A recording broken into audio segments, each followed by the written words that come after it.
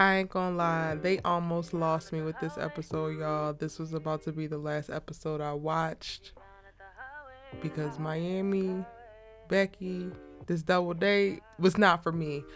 But couples therapy and the real conversation that ensued at it, sign me up.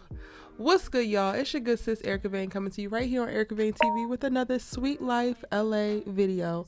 In this video, we are breaking down episode 6 from season 2. Sweet Life LA is executive produced by Issa Rae, currently streaming on HBOMAX every Thursday. And without further ado, let's go ahead and get into it.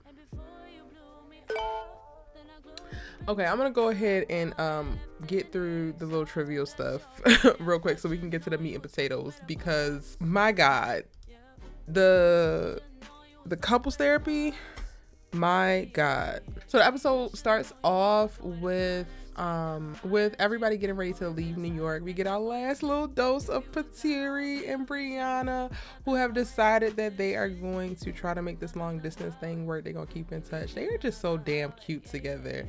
I'm gonna need to see more of their dates and like what they actually talk about, because at this point I'm just shipping them because they look aesthetically pleasing, but we don't even know if, you know, they really match energies. And I ain't even gonna hold you, Briana. You all over the place at sometimes, and Patiri gives me that he got his shit together. So I also want you to be able to provide for him, in addition to him providing what seems like really great emotional, mental, and physical support for you, girl. Like we meeting them where they at, okay? We meeting them where they at. But that's like a little quick moment. They get a little kiss and then we go off. I'm gonna go ahead and need Issa to just get Sweet Life New York popping. Go ahead, Sweet Life NYC, starring a male cast, and then, you know, Patiri and his friends running through the meatpacking district and whatnot, Wall Street, because they a bunch of finance bros. I'm totally here for it. When we get back to LA, Ty is catching up with Jaylenn, who is still pushing this whole I want to have a baby thing. And I'm just like, sir, where is the ring at? Like, I wish a nigga would come to me talking about something. It's time for us to have a baby, and he ain't even propose. Like, are you high? Have you fallen? And you can't get up? Like, what is happening here, sir? We get a little bit more context of his perspective when he goes to visit his family, and he's like, oh, his father is sick and he wants his father to have a relationship with his kid, so that's why he really wants to have a kid as soon as possible. And I'm just like, okay, but if that's the case, then you know that marriage comes with it too. Then why aren't you rushing to get married so that you can get a kid? Like, I just don't like the idea of us just skipping over the whole marriage part as if it's a non-motherfucking factor, especially if this is something that this girl has communicated that she actually wants. It's one thing if y'all both don't want to get married, but she actually do. So you trying to go ahead and skip and talking about you gonna lose interest, or it's gonna be a deal breaker for you if she doesn't want to move forward and start a family sooner rather than later. Meanwhile, you can't even give her a ring. It's like, that's not how this works. That's not how any of this works. But y'all, before we get into the deep nitty gritty of what's going on with Ty and Jay, let's go talk about Myami, who introduces us to her BFF, Rob with 2 B's, who's a messy, catty queen. And I hate to see it, honestly. Like, I get that this stuff is necessary for reality TV and y'all like to see this messy ass drama, but he was going entirely too hard on Becky. He was going entirely too hard on Brie, and I don't know what it is about me. This could be an issue with me and like just, you know, being conditioned within the society that we're in. We're in a patriarchal society. I have a problem with seeing a man interact with a woman in a way that women interact with women. Like, and not all women are like this, but like the way he was being all snarky and like, well, like he was just being bitchy for no reason. You don't even know these girls. Myami don't even have an issue with these girls anymore. So what is your point in like bringing up all of the stuff that happened before and then questioning them on it? So calling Becky's bluff and like calling her out about how she really had no reason to dislike Myami was for what? For why? Briana backing her up and you calling her out about that for why? What does that do here and now? Like, you could have just kept it cute, and I get it. You got a chance to come on this show because your friend is on this show, but your friend is a friend, and you literally are a friend of a friend. So I guess you wanted to go ahead and maximize the 3 minutes that they gave you as the screen time, but you did it to not make yourself look good, sweetie, and I hate that for you. I truly hate that for you. It was really just cringy to watch him snap at these girls, and it's like they don't even have any current beef right now. Like, you're fighting a fight that has already since ended. And if I was one of them, well, Becky's not gonna do it because she's a lot more passive, but I would have cussed your little goofy ass out. Like Becky said, she don't owe you any explanations for anything. I don't even know you. And the moment I decided I don't even want to interact with you anymore, you don't even fucking exist, sir. So like, let's keep it cute, or put the shit on mute. I'm sorry, he really agitated me. I kind of liked him from the beginning. At the beginning, but I was like, oh no, this is also what feeds the Myami energy when she comes in and she's being bitchy and she's being catty. Okay, so she has a BFF who like fuels that and thinks that this is okay. Like, no coof, no decorum, no tact about it. It's one thing to try to read somebody, but like when it's unwarranted, it's uncalled for, there was no shots fired, nobody sent for your ass, now you're doing too much and you're a man. Like, what the fuck is happening here? And I'm glad that, Myami didn't well, I guess she couldn't take him on a double date because thirsty ass, Marcus comes as the wing man to be with her wing woman on her date. She is dating AQ. Okay. And Myami might be feeling this dude, or she might just want to have fun. Myami seems like she is just gone with the wind, child. She is blowing from whatever party, whatever rooftop, whatever penis she finds interest in the moment, that's what she's gonna do. It don't look like she's looking for love. It don't look like she's looking for nothing serious. And if that's not what you're looking for, girl, then by all means, go for it, honey. Do your thug thizzle. What was the most annoying for me was just seeing Marcus show up, and I'm just like, yo, you have been thirsty for so long. Like, were you cast as the thirsty Negro that's going to try to go through the entire friend group and smash everybody? And he reiterates what I talked about with him the last episode, or 2 episodes ago, whenever the hell he was on last, y'all. Because all he can do is compliment women. Like, all you can do is speak about how some woman is so beautiful, but you cannot have any other conversation to be able to like say anything else aside from like how somebody looks. Like, what is her mind like? What are some of the things that she's interested in? You've now been at 2 events with her, and the only thing that you have to say great about her is that she looks beautiful.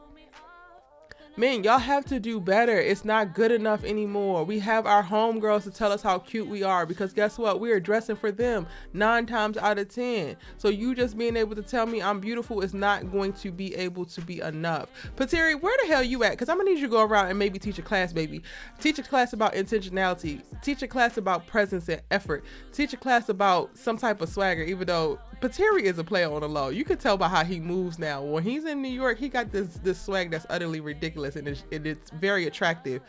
However, he's a player who also knows how to walk on the other side of the line and just be an amazing gentleman, be kind, be present, and not intimidating, but also not overly sexualize the woman that he's with. Marcus, you're literally like oogling every single thing with tits, and I'm just like, do you not get ass, sir?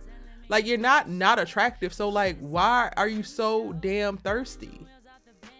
And honestly, y'all, it's this date that made me be like, I think I'm about to stop watching this, because I can't continue to give my time to this bullshit ass storyline and this trivial thing. Like, when AQ said he likes the power of it, like, Becky asked, what does he look for in a woman? What does he like about Myami? And he says he likes the power of it, as in like the power of the chase.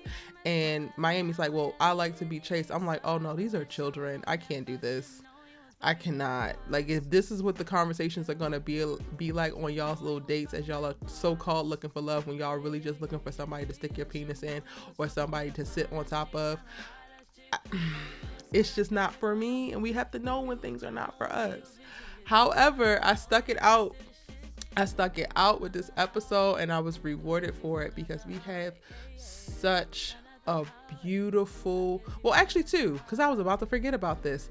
We get the moment where Amanda plans this beautiful ass picnic on the beach for Rob to reaffirm that she's his biggest fan. She supports him. She loves him. She's so happy that his show went well, and then they're able to catch up. And I love that. Like, look at these chocolate people on the beach just enjoying each other's company and loving up on one another. Love that for them. They seem like they're back in a great place.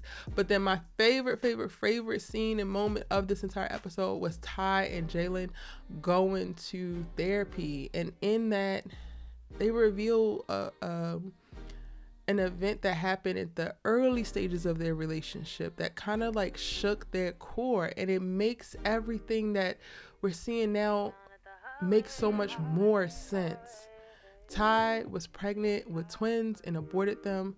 They were Jaylyn's when they were 2 months in. He felt the way, he disappeared as she was going through the process of doing the abortion. So of course that makes her feel like he's not stable. They weren't actually officially girlfriend and boyfriend at the time. Like, they wound up like separating because he basically ghosted her during one of the most traumatic moments of her life when she made this super huge decision.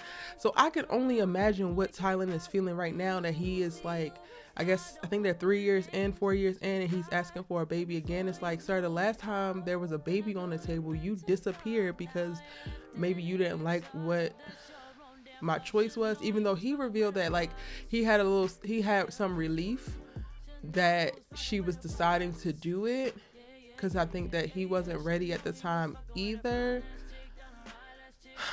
I could just understand how Ty could never really feel solid after going through that, especially if it's 3 or 4 years later and they had never talked about it in this way, in this like setting where they could get help with fully fleshing it out and fully healing from it.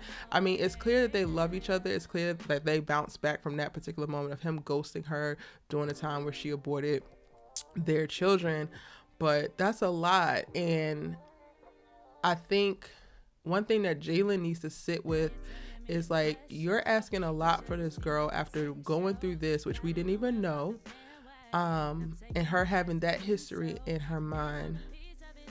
But then also you want her to have babies now, but no ring, no marriage. And you also still sitting at coffee tables with her and telling her that she's the reason why you reacted the way that you did, or not being able to apologize when you know you wrong to somebody else within y'all's friend group. Like, you're not really displaying behaviors or a mindset that is conducive of somebody that she might want to father kids with, and she might love you to death, but you're just not ready. Like, a lot of these things that are popping up are showing a lack of maturity. And while Jaylenn was talking with his family, I started to get very irritated. And when I really think about it and talking with y'all in this video about it, I think I'm getting triggered because I have a thing about men who are just ticking off boxes. And when I heard Jaylenn say it's time, and then when he started talking about only having a little bit of time left with his dad, I got really annoyed because there are way too many men who are too focused on checking boxes by a certain time versus aligning with the right person and aligning with the person whose timeline might match with theirs and goals might match with theirs. So like, do you really love Tylynn and want Tylynn to be the mother of your children, or is Tylynn the woman that you're with at the time that you want to do the specific thing? And the answers to that question is very important, because I feel like women need to be able to identify when they're in the latter situation. When he wants to do this thing by this time and you just happen to be around, you need to run. But when he is set on doing it with you and it's something specific about you and it's a goal that's based on you and y'all's relationship and how y'all have cultivated that relationship, that's when you can actually move forward and build together. Men who are just checking off their damn to-do list are dangerous in my opinion. And right now, that's what Jaylenn is giving me, and is bringing up very grave concerns. But what I will give him credit for is showing up to therapy and speaking so candidly. Both of them were just so brave. Like, Tylynn, I really give my hats to her because I wanted to cry and just listening to her reveal all that she had gone through. And I'm like, yo, she's doing this for the whole world to hear, including her family who she might not have shared this with. And she talked about feeling like getting pregnant had let them down and she had disappointed them. And she's probably still suffering with some of those feelings to this day. So like, I just really appreciate the rawness that they displayed in the honesty. And thank y'all both for allowing the cameras to follow you as you go, through this part of your journey of healing and growth within y'all's relationship, and seeking help in this way, because it's dope. It was really dope to see. It's going to be healing for a lot of people, and I really hope more couples do it. Like, you don't have to be married to go to couples therapy. All you need to do is be a couple to go to couples therapy. So yeah, y'all, those are my thoughts and my breakdown for episode number 6. Yes, episode number 6, season 2 of HBOMAX's The Sweet Life, or Sweet Life LA. Let me know what you thought about the episode in the comment section down below. It's your good sis, you love to talk TV with, and I'm gonna see you in the next one.